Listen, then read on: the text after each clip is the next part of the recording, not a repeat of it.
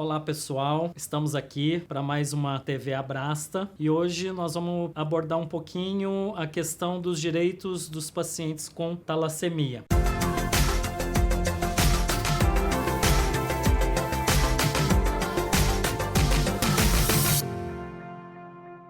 E hoje nós estamos aqui com a nossa querida doutora Fabiana Guardão, que é advogada e vai falar um pouquinho dos direitos dos pacientes com talassemia. Doutora, obrigado pela sua participação aqui na TV Abrasta. E nós vamos começar esse bate-papo perguntando um pouquinho sobre o auxílio-doença, né? Se o paciente realmente tem o direito, né, ao auxílio-doença e como que ele pode estar solicitando. A talassemia, Eduardo, ela é uma doença genética. Pelo regime da Previdência Social, trata-se de uma doença pré-existente à condição de segurado. Então, o paciente precisa, munido do relatório médico, aonde o médico assistente vai atestar uma incapacidade permanente, porque é uma doença genética, né? Mas de caráter temporário. Quanto tempo seria esse afastamento? E esse paciente precisa também ter condição de segurado. O que significa? Que ele precisa ter contribuído no mínimo 12 meses para a Previdência Social. Então, ele vai fazer o requerimento administrativo do auxílio-doença, de acordo com o relatório médico, pelo período de afastamento prescrito pelo médico assistente. Ele vai se submeter a uma perícia médica pelo perito do INSS, que vai verificar se é realmente constatada essa incapacidade temporária para exercício das atividades. Uma vez constatada, aí sim ele começa a receber o benefício do auxílio-doença e o INSS vai mandar uma carta para ele dizendo o período de concessão. Só para ficar um pouquinho claro,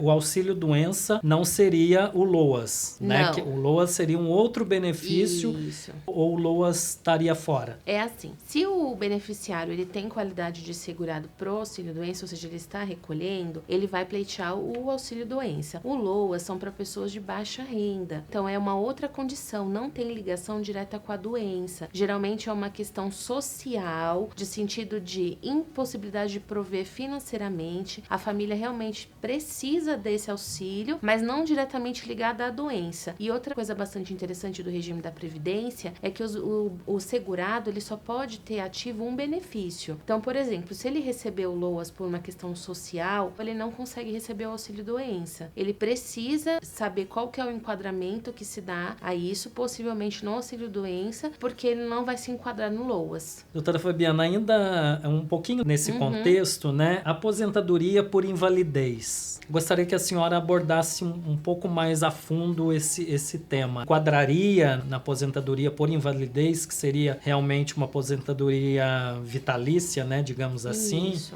É o seguinte, o direito à aposentadoria por invalidez, pelo regime da Previdência Social, ele é caracterizado por uma condição de uma incapacidade total e permanente. Então, seria em tese para toda a vida. O médico assistente também, que é quem acompanha o paciente, precisa dizer se realmente essa incapacidade vai se perdurar para a vida inteira. Uma vez constatada que vai se perdurar para a vida inteira, é possível sim a conversão do auxílio-doença para aposentadoria por invalidez. Então, o segurado ele se submete a uma perícia administrativa, por um perito do INSS, que vai constatar se realmente essa incapacidade se perdurará para uma condição da vida inteira. Constatado essa incapacidade, ele recebe o benefício. Lembrando que sempre é necessário ter a condição de segurado da Previdência. Então, no mínimo 12 contribuições para poder ter o direito a requerer a aposentadoria por invalidez. Mesmo por invalidez, ele tem que ter contribuído... Tem que ter contribuído 12 meses. 12 meses. Isso, exatamente. Pode ser que o perito do INSS não entenda pela aposentadoria por invalidez. Uma vez que o médico assistente dele, que é aquele que o acompanha todos os dias, né? Que sabe da condição clínica, que sabe dos altos e baixos da doença, que prescreve as transfusões, né? Esse médico, ele sabe muito da vida do paciente. Sim. E ele insiste que seria caso de aposentadoria por invalidez. Caso de negativa do órgão previdenciário, é necessário ingressar com uma ação para discutir realmente essa conversão da aposentadoria por invalidez, para garantir esse benefício de maneira vitalícia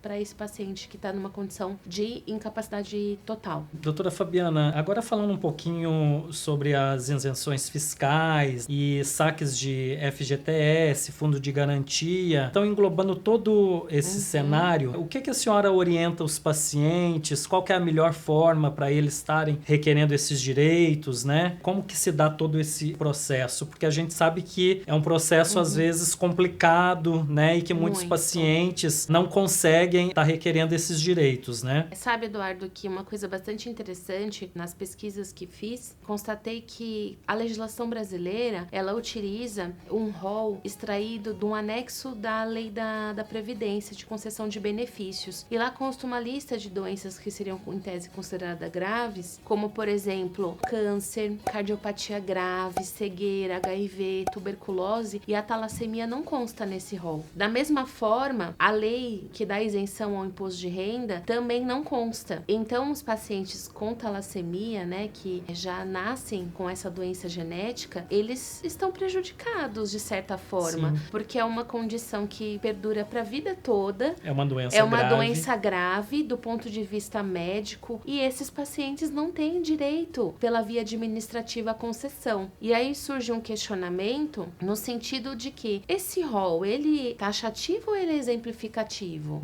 Né? Como que a gente vai discutir isso com o poder público? Para dizer, olha, eu tenho talassemia, é uma doença grave, eu nasci com ela e vou morrer com talassemia. Então quer dizer que eu tenho essa doença, eu não tenho direito à isenção de imposto de renda, de ICMS, de IPI, de IOF, não tenho direito a sacar meu fundo de garantia para contribuir com o meu tratamento, Sim. se sou seletista. Então eu fiquei bastante intrigada com isso, no sentido de como que a gente poderia viabilizar o acesso dos pacientes com talassemia, porque pela via administrativa realmente não é possível. E aí acaba o paciente tendo que recorrer à judicialização Sim. para poder garantir esses direitos que Sim. já deveriam constar na lei, né? Isso, exatamente, porque o poder público, ele age estritamente com aquilo que está na lei. Ele é totalmente legalista, ele é um princípio do direito administrativo que ele faça isso. Então, ele não pode agir contrário ao que está escrito. Já diferente de nós, a gente pode discutir. A via judicial, a via da discussão, a via de promoção de políticas públicas também é muito eficiente para isso, para a gente discutir por que a talassemia não está nesse rol. O que a gente tem que fazer para incluir? Qual é a mobilização? Qual é a provocação? O Poder Judiciário, ele é mecanismo de discussão. Quantas decisões, quantas vitórias de pacientes, não só de talassemia, mas de várias doenças graves, foram discutidas através do Poder Judiciário? Eu acho que entraria também a questão da própria anemia falciforme, né? Sim. Que são pacientes que têm umas consequências muito graves por conta da doença. Sim. E devem sofrer os mesmos problemas, né? Eu conversei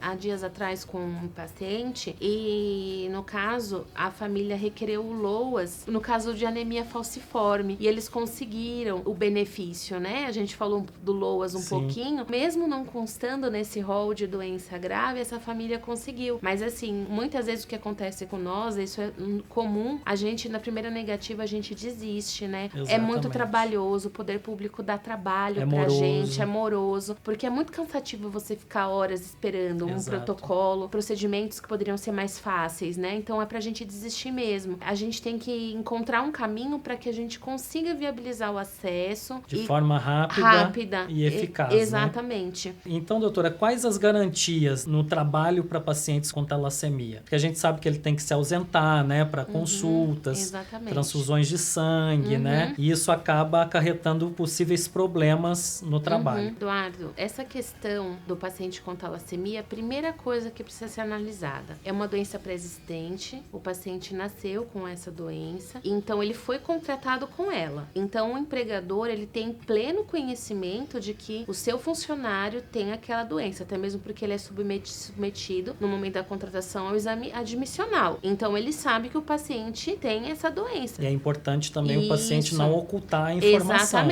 Exatamente, porque isso também é falta grave do empregado, né? Então, da mesma forma que o empregador comete faltas, o empregado também comete, né? Uma relação jurídica, sim, né? De contrato de trabalho, mas há uma relação de troca. Então, você exige que o empregador haja, né? De acordo com a lei, mas o empregado também precisa agir. O que ocorre algumas vezes é que, por questões da progressão da doença, por momentos instáveis que podem acontecer com a doença, o funcionário tem que se ausentar, tem que solicitar auxílio-doença, precisa ficar em repouso alguns dias, e isso pode ser que fique com certa assiduidade. E então o empregador, verificando isso, pode entender que seja caso de rescindir o contrato de trabalho. Mas existe uma coisa muito interessante que a gente fala sobre a questão da dispensa discriminatória. Uma vez constatada essa dispensa discriminatória desse empregado portador de talassemia, talassemia em razão desses fatos que relatamos, no sentido da questão do trabalho, das ausências, da questão da transfusão, de ter um cuidado mais especial com esse funcionário e constatar essa dispensa